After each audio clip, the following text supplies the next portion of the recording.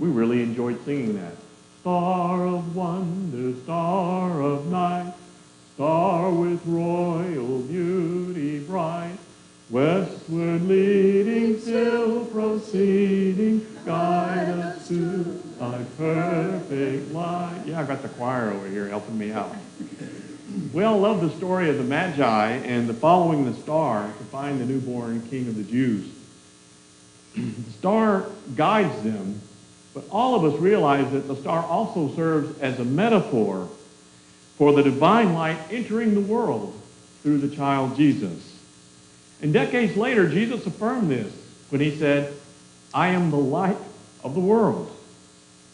Our scripture reading in Isaiah 60, which we don't usually think of the story in Matthew 2 about the Magi and the light, the star, in Isaiah 60, but they really do go together. Because Isaiah 60 focuses the meaning of light entering the world and on the Magi's quest to find the newborn king and to bring him gifts. In Isaiah it says, Arise, shine, for your light has come, and the glory of the Lord has risen upon you. For darkness shall cover the earth, and thick darkness the peoples. But the Lord will arise upon you, and his glory, that is his light, will appear over you. Your light has come. Your light has come. This desire, this vision, this hope, this promise, your light has come that we read in Isaiah 60 is based in the belief and hope of the day of the Lord, the coming of the day of the Lord. A couple of weeks or so ago, I talked about the prophecy in Zephaniah 2,700 years ago, focused on the day of the Lord. And the day of the Lord, of course, that hope arose in the context of exile, of slavery, and of suffering. They felt that they were living in a deep darkness. But their hope of the day and felt that God was no longer among God's people. But the hope of the day of the Lord is God himself going to come through his servant and intervene in a powerful way. And God is going to come and set things right. Things are so wrong, but God's going to come and set things right. Going to bring justice about. Going to deal with inequality and oppression of all kinds. We certainly share that desire, don't we? We want things to be set right.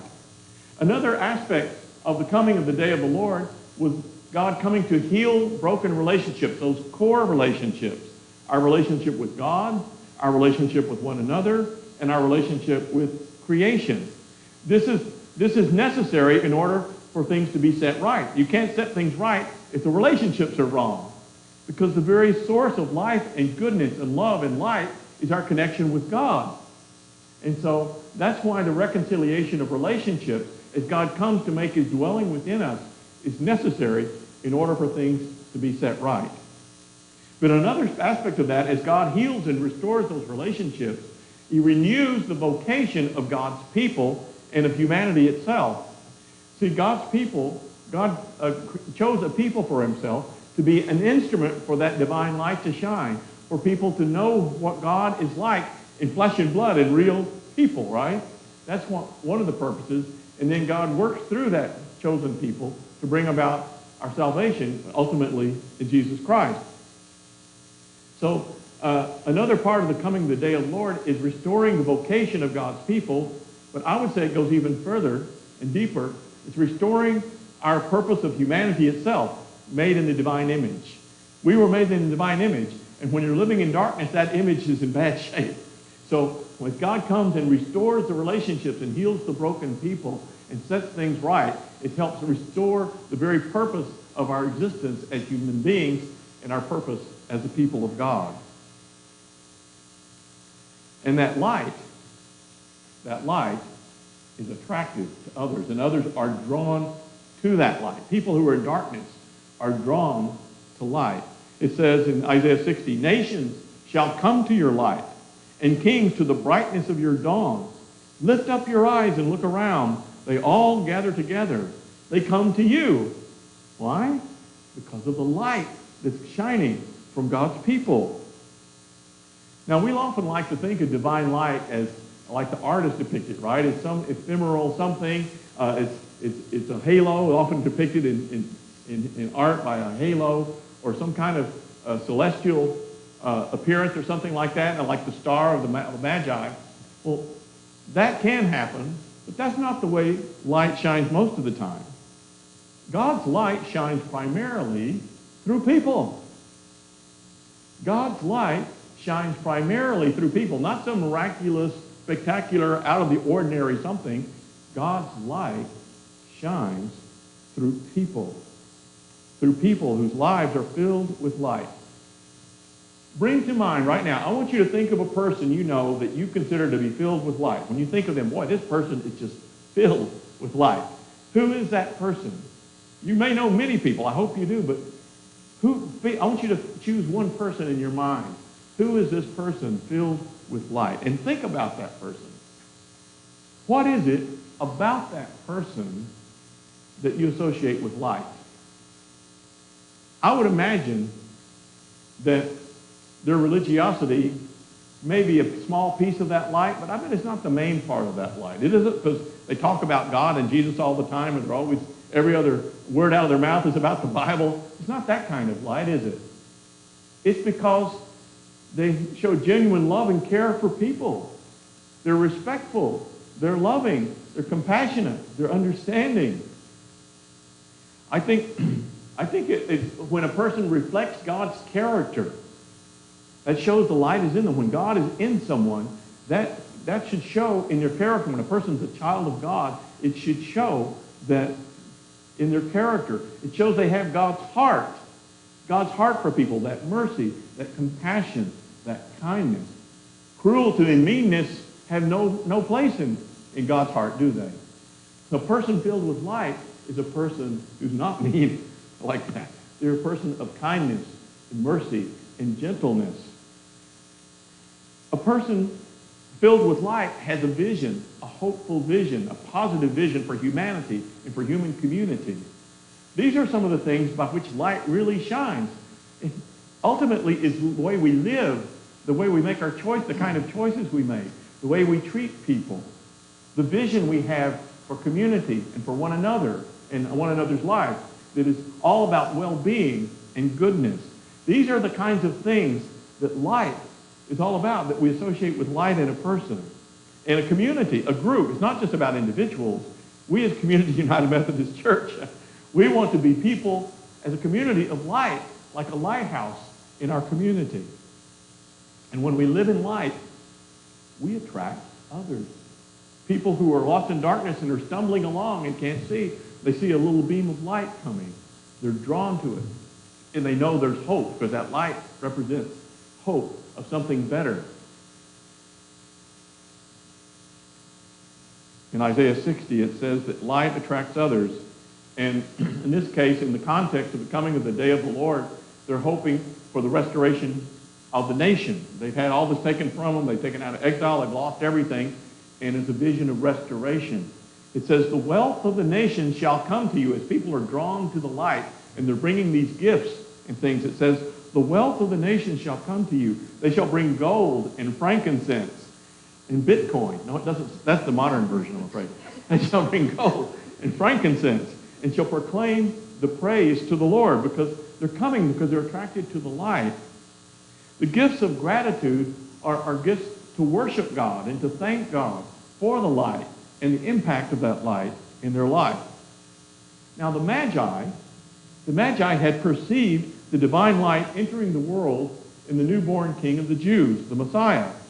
And they came, and they're celebrating this light. And that's why they're bringing these gifts to worship God and the agent that God, through whom God is coming into the world in Jesus.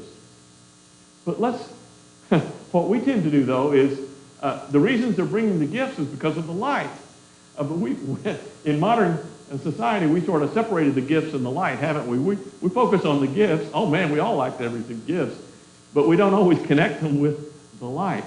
But the very purpose of the gifts was the light. And they were connected. That's why they were wanting to come. Because in Jesus, God is coming to set things right. God is coming to reconcile and heal our core relationships and to restore our humanity and our purpose.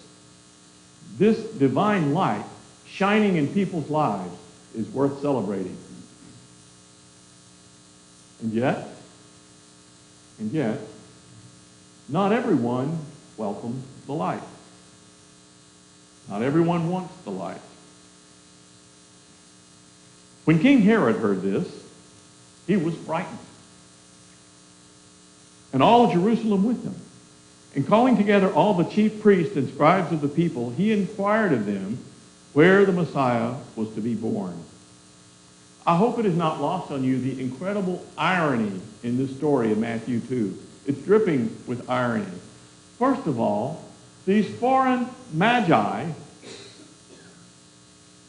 know of the birth of the King of the Jews, and the current so-called King of the Jews, and the chief priests and scribes and the top religious leaders and scholars were clueless. They didn't know. The ones who should have known didn't know. And these foreigners, which actually goes along with the vision back in Isaiah, these foreigners are drawn to the light. They know. There's another irony. How did King Herod become king? He was named by the Romans. He was named by the Romans. He fought some successful battles for them.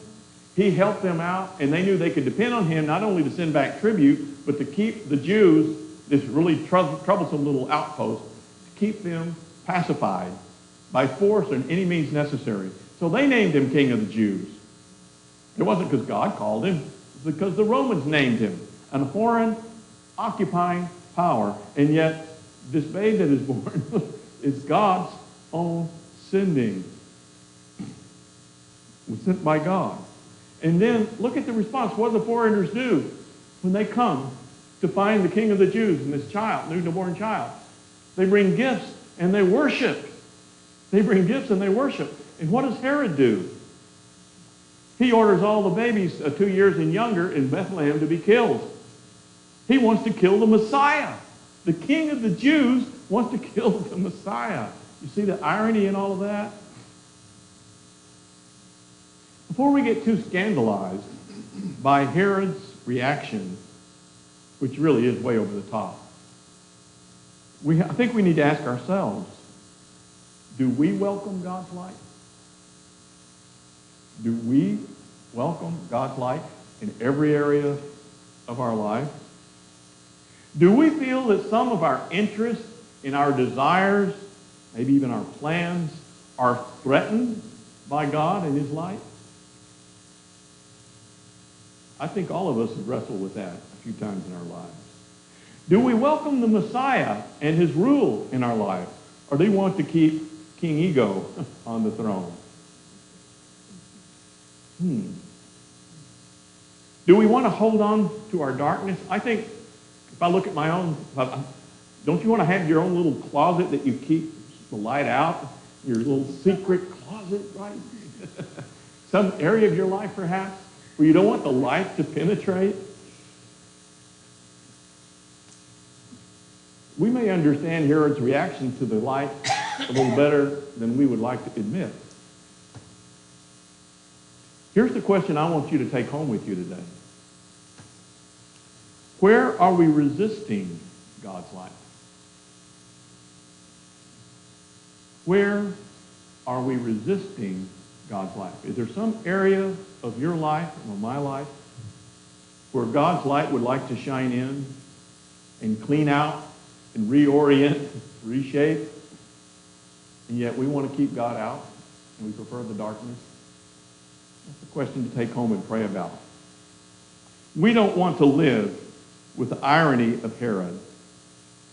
We want to live with the single focus of the Magi. And the good news is, when we give our lives to Christ, we are filled with life. When we accept Christ, we are filled with the gift of the Holy Spirit. We are cleansed. We are reconnected with God in a special way. Our purpose is restored and renewed.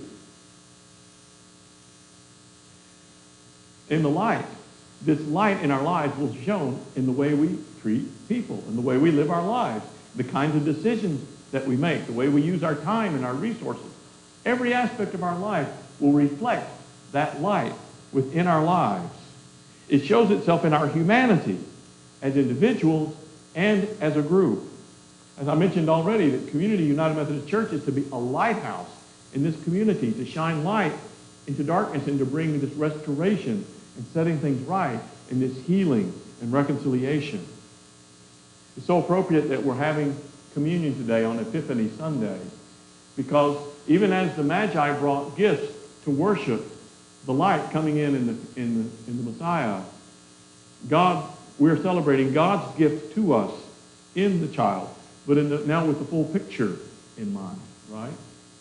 Because in this Christ child, this is the day of the Lord coming to us in Jesus. That is the coming of the day of the Lord. And through him, God defeats the powers of darkness. Through him, God defeats the powers of darkness.